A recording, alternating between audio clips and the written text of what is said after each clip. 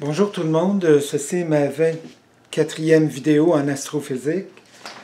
Donc, pour faire la meilleure vidéo possible et surtout ne pas oublier de détails, c'est préférable de lire un texte, comme ça c'est plus rapide, puis il n'y a pas d'hésitation lorsqu'on parle. Donc. Et pour ceux qui trouvent mes vidéos sans passer par mon site internet, je me présente, mon nom de scientifique multidisciplinaire et autodidacte est Gilles Lauzon-Urtubise et je suis propriétaire du site firsthumanmultiintelligence.com qui est sur votre gauche de l'écran. Donc, comme vous savez, le titre de ma vidéo est Est-ce que le concept de singularité gravitationnelle est applicable au Big Bang? Bon, premièrement, ce concept de pensée magique mathématique accommodante de singularité gravitationnelle est ridiculement faux pour plusieurs raisons selon ce qui suit. Premièrement, en mathématiques complexes, il existe plusieurs singularités qui sont parfaitement utiles pour les mathématiques, mais aucune d'entre elles n'est applicable d'une quelconque façon mais aucune d'entre elles sont applicables à une quelconque situation, que ce soit du fonctionnement de l'univers à l'échelle macroscopique. De sorte que la singularité gravitationnelle n'existe pas et je n'ai aucunement besoin d'elle pour expliquer de A à Z ou presque le fonctionnement de l'univers à l'échelle macroscopique. 2. Il faut être totalement ignorant, abruti ou délirant par rapport au fonctionnement de l'univers à l'échelle macroscopique pour croire un instant que le concept de singularité gravitationnelle puisse être applicable à une quelconque situation, que ce soit du fonctionnement de l'univers à l'échelle macroscopique. 3. Les scientifiques qui font l'erreur de confondre une situation du fonctionnement de l'univers avec un concept de singularité gravitationnelle, ils font cette erreur parce que leur cerveau comporte une forte et dominante configuration mathématique qui est si puissante qu'elle prend littéralement l'ascendant sur leur connaissance physique. Il les fait dérailler complètement en dehors des logiques physiques implacables. Et 4. Pour beaucoup d'autres raisons que je révélerai ultérieurement dans d'autres vidéos et sur mon site internet. Et à partir du moment où j'aurai un centre de recherche et des collaborateurs de plusieurs domaines de sciences. Donc, en ce qui me concerne, il n'y a aucune chance que mon esprit logique, physique, extrêmement élevé puisse être embêté ou trompé par de quelconques branches des mathématiques complexes. Et parmi mes 50 théories, mes 50 à 100 théories ou plus de mon imposante théorie-mère du fonctionnement de l'univers à l'échelle macroscopique, il n'y a aucune qui ait un quelconque lien avec les mathématiques. Et parmi les mêmes théories de mon imposante théorie-mère, il n'y a aucune d'entre elles qui peut être qualifiée d'une ou plusieurs formes de pensée magique accommodante. Parce que mon esprit logique, physique extrêmement élevé, il origine d'une curiosité de la nature qui est insatiable et qui a commencé à partir d'un âge qui est de 5 ans ou 6 ans ou avant et qui a duré jusqu'à maintenant. Donc. De sorte qu'à partir d'un très bas âge, je me suis trouvé à assimiler une grande quantité d'expériences et de relations de causes physiques à effets physiques pour comprendre le fonctionnement de la nature. Et jusqu'à ce que j'ai réussisse à le comprendre le plus que je peux ou complètement. Donc. Et cela, c'est à partir d'un âge très jeune, en commençant par observer la nature des sols, des cours d'eau, des insectes, des animaux et toutes les choses de la nature qui sont trop longues à énumérer. Donc, depuis plusieurs dizaines d'années, j'ai réussi à accumuler une quantité considérable d'expériences et de relations de causes physiques et effets physiques dans mon disque dur biologique.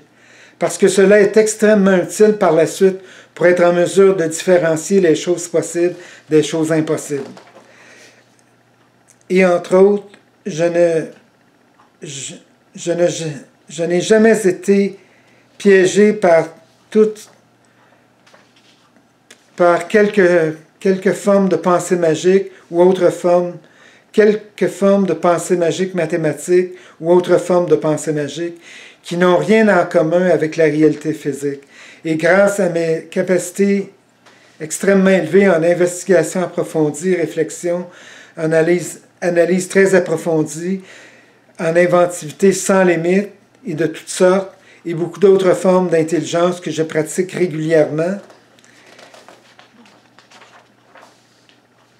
cela m'a permis d'être le premier et le seul de l'histoire à pouvoir décoder le fonctionnement de l'univers en un temps extrêmement court de seulement 5 ans et 8 mois, alors que tous les autres astrophysiciens ou planétologues avant moi en ont été incapables pendant les 200 dernières années ou plus encore.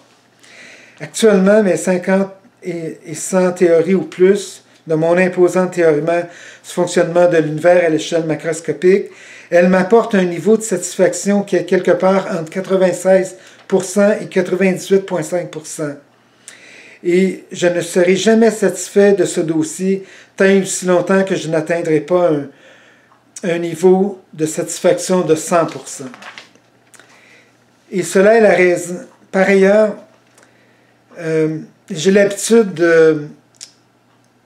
de m'attaquer à au moins 3 ou 4 dossiers complets, dossiers qui sont extrêmement complexes ou plus à la fois, qui sont actuellement, mon imposant théorème du fonctionnement de l'univers à l'échelle macroscopique, 2, mon dossier pour mon brevet où j'ai produit entre 300 et 350 pages de documents pour mon vaisseau spatial extraordinaire, et aussi pour travailler, pour trouver le financement, pour être en mesure de finaliser mon brevet à un niveau de protection qui est le plus élevé possible et idéalement jusqu'à 100%. 3. Un dossier personnel extrêmement important qui doit être complété après la COVID-19 parce qu'il nuit considérablement à mes productivités de toutes sortes, ainsi que physique. Et à partir du moment où le physique est affecté, produire sur le plan intellectuel, ça prend de l'énergie. Donc, c'est impossible de produire lorsque je suis en état de fatigue extrême. Et par contre, ça c'est une raison, je ne tiens pas à dévoiler la raison, parce que je considère que c'est des raisons personnelles, et aussi parce que je suis le seul de l'histoire à pouvoir le résoudre en disant à des médecins comment me soigner. Donc, 4, un dossier pour produire un site Internet social et un réseau social qui est le plus protecteur de l'histoire pour tous les membres de la société. 5, je vais m'attaquer au cancer à partir du moment où j'aurai des collaborateurs et un centre de recherche. C'est très important pour moi de faire tout ce que je peux pour guérir les cancers ou apporter le maximum d'informations qui aident à guérir le cancer. Donc, le maximum d'informations possibles et positives pour lutter contre le cancer. 6. Beaucoup d'autres dossiers en parallèle qui sont de moindre importance, mais que je tiens absolument à résoudre à partir du moment où j'aurai des collaborateurs de plusieurs compétences et sous ma direction. Et des dossiers qui sont trop longs à énumérer parce que je suis une machine intellectuelle extrêmement puissante et de très loin supérieure à tous les cerveaux humains. Et ordinateurs domestiques et puissants ordinateurs réunis de la planète. Et comme preuve incontestable de cela, la première d'entre elles, c'est mon imposant théorème du fonctionnement de l'univers à l'échelle macroscopique que je publierai à la suite du dépôt de mon brevet. En conclusion de cette partie de texte et de vidéo, si tous les gouvernements du monde entier investissaient entre 1000 milliards et 5000 milliards de dollars dans tous les autres cerveaux de la planète, ainsi que ordinateurs et puissants ordinateurs, ces derniers seraient tous ou collectivement incapables de produire des travaux comme ceux que j'ai réussi à produire jusqu'à présent en environ 7 ans et 2 mois. Parce qu'en dehors de moi, c'est seulement par le développement d'un programme informatique qui sert à produire une intelligence artificielle d'un niveau extrêmement élevé et de puissants ordinateurs qui servent à produire une très grande quantité de nouvelles idées. Et en parallèle, des groupes de 5 à 10 scientifiques qui ramassent les meilleurs cerveaux de la planète et de différents domaines de connaissances pour qu'ils passent en revue toutes les idées et les classent dans 4 catégories. La catégorie la moins probable, qui est de 0 à 25 %, là, une autre de 25 à 50, une autre de 50 à 75, et la dernière de 75 à 100 %, qui recueille les idées les plus probables, les plus réalistes, et celles qui devront être expérimentées en premier. Donc, de plus, à travers mes études autodidactes en astrophysique, de 5 ans et 8 mois pour réussir à décoder le fonctionnement de l'univers à l'échelle macroscopique, pendant tout ce temps, il n'y a aucun mystère que je n'ai pas réussi à décoder ou à résoudre. Et s'il reste des mystères à découvrir que je n'ai pas encore rencontrés, je doute sincèrement qu'un quelconque mystère de l'univers puisse résister à mes puissances intellectuelles très élevées en investigation, en réflexion, en analyse très approfondie et en inventivité très poussée et de toutes sortes, en plus de mes autres formes d'intelligence très importantes que je pratique régulièrement et continuellement en fait.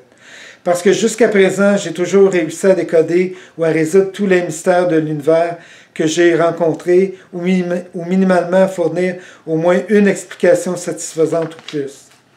Et parmi toutes mes théories qui entrent dans mon imposante théorie du fonctionnement de l'univers à l'échelle macroscopique, il n'y a aucune d'entre elles qui puisse être qualifiée de théorie d'une ou plusieurs pensées magiques accommodantes, ou pensées mathématiques magiques accommodantes, ou d'une quelconque autre forme de pensée magique accommodante, parce que toutes mes théories sont basées sur une ou plusieurs relations de causes physiques à effets physiques et rien d'autre. D'autre part, s'il arrive dans un futur rapproché que j'en vienne à me rendre compte que l'une de mes théories n'est plus acceptable, je vais la modifier le plus vite possible. Mais est-ce possible que l'une de mes théories devienne complètement erronée? Non, ça c'est impossible. Par contre, dans les pires cas, la seule chose que je devrais faire, c'est y apporter une ou plusieurs petites, une ou quelques modifications.